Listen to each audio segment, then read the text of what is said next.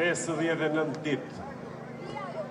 59 ditë stres, 59 ditë vap, tharje buzës, pike ujë që mungon.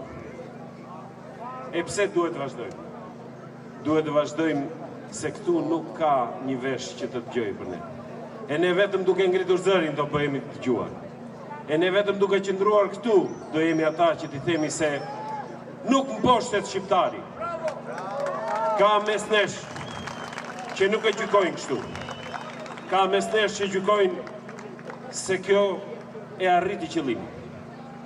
Po unë ju them se ku mbaron durimi duhet të filloj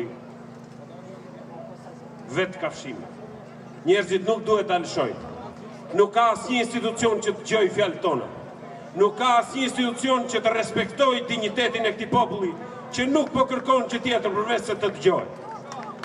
Nuk po kërkon asnjë gjë tjetër përveç se të përfillet dinjiteti dhe ndjenjat e tij dhe kërkesat që janë më se legjitime. E çfarë marrim përpos këtyre? Marrim ato përgjigje që tregojnë se ky regjim po i arrin fundin. Marrim ato përgjigje të cilat nuk e lën këtë njeri të shohë dritën e diellit, po përkundrazi duan ta përdosin, ta fundosin, që ai të mos ndihet, që ai të mos ketë guximin. Dhe dhuna është një nga këto mekanizma. Po mos u mërzisni.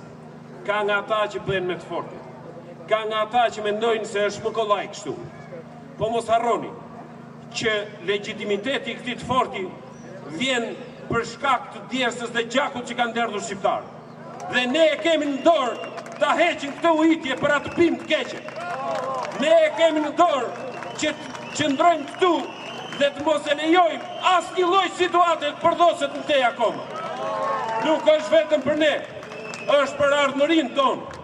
Ne duhet kemi dignitet të shkelim çdo pëllëmb metri katror të këtij vendi që e ka bekuar Zoti. E këtë vend përpos se ta gëzojnë shqiptarët nuk ka pse t'i jepet copa. Duke cënuar edhe sigurinë kombëtare, po doni. Ajo cënohet në çdo ditë, në çdo qelizë. Në ditët që duhet të shkojmë për të paguar taksat, në ditët që duhet të gjejmë drejtësinë në dyert e gjykatës, në ditët që duhet të gjejmë drejtësinë për të marrë shërbimin e merituar nëpër spital. E sigurisht, të gjitha këto janë thënë e stërthënë, po nuk mund të mposhten. Për sa kohë ato jo vetëm nuk dëgjohen, po vazhdojnë të përdosen pa pikën e turpit ditën e mbas ditës.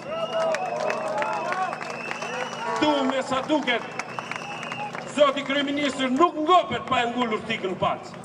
Mos harroj një gjë. Ku ka rrjedhur do pikoj, e ky këmbë do mbijetoj.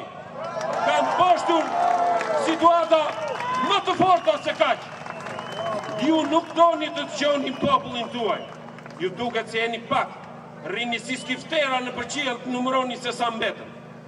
Këtu do ketë ditë e natë njerëz që nuk do mposhten derisa të arrijnë përmbushjen e kërkesave të tyre.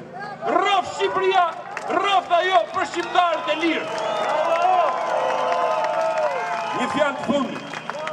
Atyre nënave me fëmijë, dua t'i përulem edhe t'i falenderoj sa të kemë jetë. Ato po u mëkojnë atyre lirinë. Ato po mëkojnë atyre dinjitetin. Dhe është i vetmi ky dinjitet që nuk është poshtur në përshekuj për shqiptarët. Rrof Shqipëria e lirë.